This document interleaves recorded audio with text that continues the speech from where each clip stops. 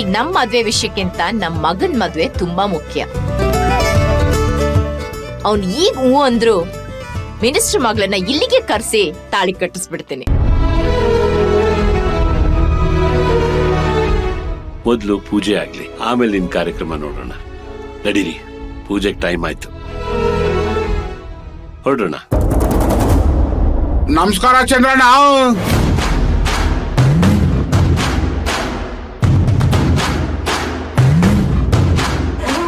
ಬಾಬಾ ಬಾಬಾ ಬಾಬಾ ಬಾ, ಏನ್ ಊರಿಗೆ ಬಂದವ್ರು ಒಂದು ಮಾತು ಹೇಳಿಲ್ವಲ್ಲ? ಏನು ಅಷ್ಟು ಬೇಗ ಮರ್ತ್ಬಿಟ್ಟ ನನ್ನ? ನಿನ್ನೆ ಹೇಗ್ ಮರೆಯಕ್ಕಾಗತ್ತೆ ರುದ್ರ? ನಾನೇ ನಿಮ್ ಮನೆ ಹತ್ರ ಬರೋಣ ಅನ್ಕೊಂಡಿದ್ದೆ, ಅಷ್ಟ್ರಲ್ಲಿ ನೀನೇ ಇಲ್ಲಿಗೆ ಬಂದೆ. ಏನತ್ಕಮ್ಮ, ಚೆನ್ನಾಗಿದ್ದೀರಾ? ಚೆನ್ನಾಗಿದ್ದೀನಿ. ನಿನ್ನೆ ಇಲ್ಲಿ ನೋಡಿ ತುಂಬಾ ಖುಷಿ ಆಯ್ತು ರುದ್ರ. ನಿನ್ ಪೂಜೆಗೆ ಎಲ್ಲಿ ಬರೋದಿಲ್ವೋ ಅಂತ ಟೆನ್ಷನ್ ಆಗ್ಬಿಟ್ಟಿತ್ತು. ಈ ದುರ್ಗಾಪುರದಲ್ಲಿ ಒಂದು ಸಣ್ಣ ಹುಳ್ಕಡಿ ಕೂಡ ಆ ಕಡೆ ಈ ಕಡೆ ಹೋಗ್ಬೇಕು ಅಂದ್ರೆ ನನ್ನ ಪರ್ಮಿಷನ್ ತಗೊಬೇಕು. ಅಂತ ಅದ್ರಲ್ಲಿ ನಿಮ್ಮನೆ ಪೂಜೆ ಇದೆ ಅಂದ್ರೆ ನಾನ್ ಬರ್ದೇ ಇರ್ತೀನ? ನಿಮ್ ಮಗನ್ ಮದುವೆ ವಿಷಯವಾಗಿ ನೀವು ಪೂಜೆಗೆ ಬಂದಿದ್ದೀರಾ ಅಂತ ಗೊತ್ತಾಯ್ತು, ಅದಕ್ಕೆ ಬಂದ್ಬಿಟ್ಟೆ. ಕ್ಷಮಿಸ್ಬಿಡು ರುದ್ರ. ನಮ್ಮ ಮನೆ ಹಾಳು ಮಾಡಿರೋ ಕೆಲಸದಿಂದ ನಿನ್ ಹೆಸರು ಹಾಳಾಯ್ತು.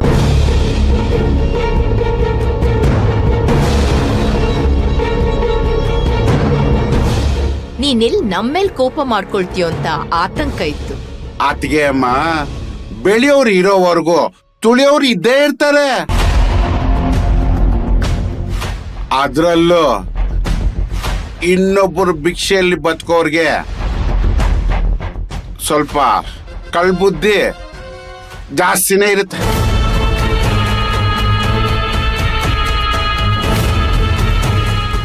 ಹಾಗಂತ ರಕ್ತ ಸಂಬಂಧಗಳನ್ನ ದೂರ ಮಾಡ್ಕೊಳಕ್ಕಾಗತ್ತಾ? ಅದು ಅಲ್ದೆ ನಾನ್ ತಪ್ಪು ಮಾಡಿದ್ರೆ ತಾನೆ ಕೋಪ ಮಾಡ್ಕೊಳಕ್ಕೆ? ಎಲ್ಲ ಇವಳೆ ಮಾಡಿ ನನ್ ಮೇಲೆ ಆರೋಪ ಮಾಡಿದಾಳೆ.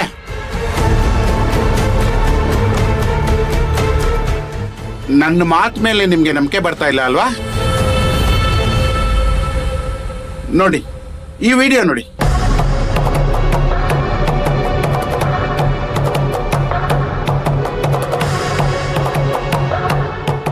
ನನ್ನ ಕ್ಷಮಿಸ್ಬಿಡಿ. ಅದು ಈ ಕಳ್ತನನ ರುದ್ರಣ್ಣ ಮಾಡಿಲ್ಲ. ನನಗೆ ಅವ್ರ ಮೇಲೆ ಕೋಪ ಇದ್ದಿದ್ರಿಂದ, ಅವ್ರಿಗೆ ಕೆಟ್ಟ ಹೆಸರು ತರಬೇಕು ಅನ್ನೋ ಉದ್ದೇಶ ಇದ್ದಿದ್ರಿಂದ ನಾನೇ ಅವ್ರನ್ನ ತೋಟಕ್ಕೆ ಕರೆಸಿ ಕಳ್ತನ ಮಾಡಿಸಿ ಅವ್ರ ಮೇಲೆ ಆರೋಪ ಮಾಡಿದೆ. ಇದರಲ್ಲಿ ಅವ್ರದ್ದು ಯಾವ ತಪ್ಪು ಇಲ್ಲ.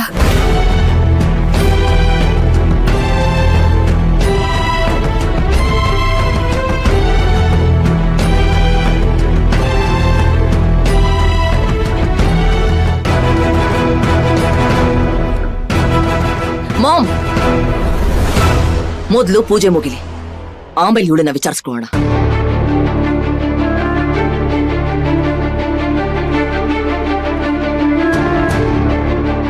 ಸರಿ, ಪೂಜೆಗೆ ಲೇಟ್ ಆಯ್ತು, ನಡೀರಿ ಹೋಗೋಣ.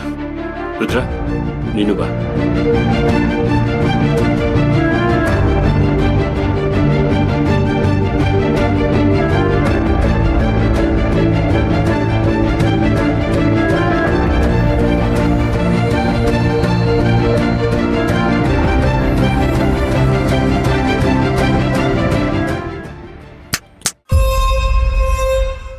ನೀನ್ ಎಲ್ಲಿಗೆ ಹೋಗ್ತಾ ಇದ್ಯಾ? ಮೊದ್ಲೇ ಅಮ್ಮಂಗೆ ನಿನ್ ಮುಖ ಕಂಡ್ರೆ ಆಗಲ್ಲ ಅಂತದ್ರಲ್ಲಿ ನೀನ್ ಅಲ್ಲಿಗೆ ಬರ್ತೀಯಾ? ಬಾಯ್ ಮುಚ್ಕೊಂಡು ಇಲ್ಲೇ ಬಿದ್ದಿರು. ನನ್ ಮಾತನ್ ಮೀರೇನಾದ್ರೂ ನೀನ್ ಅಲ್ಲಿಗೆ ಬಂದ್ರೆ ಸರಿ ಇರಲ್ಲ. ಕೊಡ ಇಲ್ಲಿ.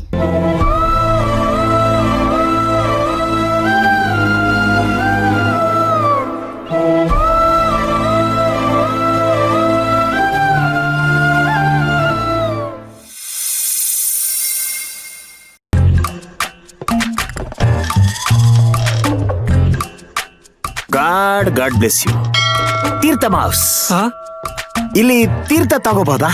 ಅಪ್ಪ ತಂದೆ, ಎರಡು ಒಂದೇ. ಮುಂದೆ ಇದು ದೇವಸ್ಥಾನ. ನಾವು ಬಂದಿರೋದು ಪೂಜೆಗೋಸ್ಕರ. ಕುಡಿದು ಪೂಜೆಗೆ ಕುತ್ಕೊಳ್ಳೋ ಆಗಿಲ್ಲ.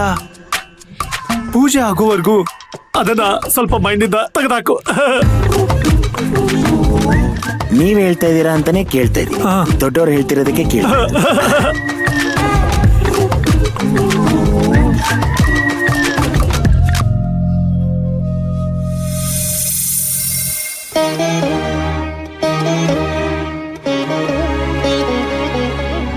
ಚಂದ್ರಶೇಖರ್ ಅವ್ರೆ, ನೀವ್ ಹೇಳ್ದಾಗೇನೆ ಪೂಜೆಗೆ ಎಲ್ಲ ವ್ಯವಸ್ಥೆನೂ ಮಾಡಿದ್ದೀನಿ. ನಿಮ್ಮ ಕುಟುಂಬದವರೆಲ್ಲ ಇಲ್ಲಿಗೆ ಬಂದಿದ್ರೆ ಈ ತಾಯಿಗೆ ಹೂ ಎರಚಿ ಪೂಜೆ ಪ್ರಾರಂಭ ಮಾಡೋಣ. ಮಗ ಬಂದಿದ್ದಾನಲ್ಲ, ಶುರು ಮಾಡಿ.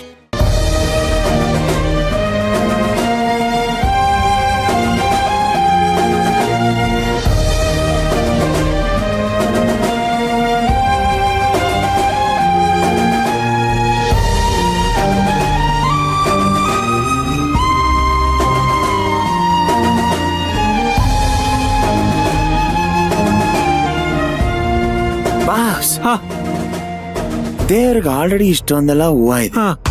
ಆದ್ರೂ ಈ ಹೂವ ಹಾಕಿದ್ದು ಗಾಳಿಲೇ ಹಾರ್ತಿದೆ. ನ್ಯಾಚುರಲ್ ವೇಸ್ಟ್ ಅಲ್ವಾ? ಹಾಗಲ್ಲ, ಅದು ನಮ್ಮ ಸಂಪ್ರದಾಯ. ಸಂಪ್ರದಾಯ ಮಣ್ಣು ಮಸಿ ಇದನ್ನೇ ಹೇಳ್ತೀರಾ ಅಲ್ವಾ? ಅರ್ಥ ಆಯ್ತು.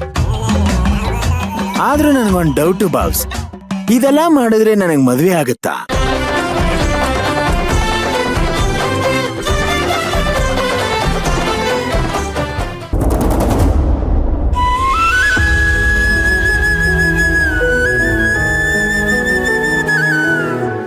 ಈ ಪೂಜೆಯಲ್ಲಿ ಭಾಗವಹಿಸೋ ಅದೃಷ್ಟ ನನಗಿಲ್ಲ.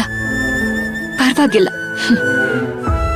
ಎಷ್ಟೇ ಪೋಷಣೆ ಮಾಡಿದ್ರು ಒಂದಲ್ಲ ಒಂದು ದಿನ ಮರ ಗಿಡನೇ ಒಣಗ್ ಹೋಗುತ್ತೆ. ಅಂದಮೇಲೆ ನಾವೆಲ್ಲ ಇನ್ಯಾವ್ ಲೆಕ್ಕ? ಆದ್ರೆ ನಿನ್ನೆ ನಂಬ್ಕೊಂಡ್ ಬಂದಿರೋ ಯಜಮಾನ್ರು ಅವ್ರ ಮನೆಯವ್ರಿಗೆ ಒಳ್ಳೇದ್ ಮಾಡು ದೇವ್ರೆ.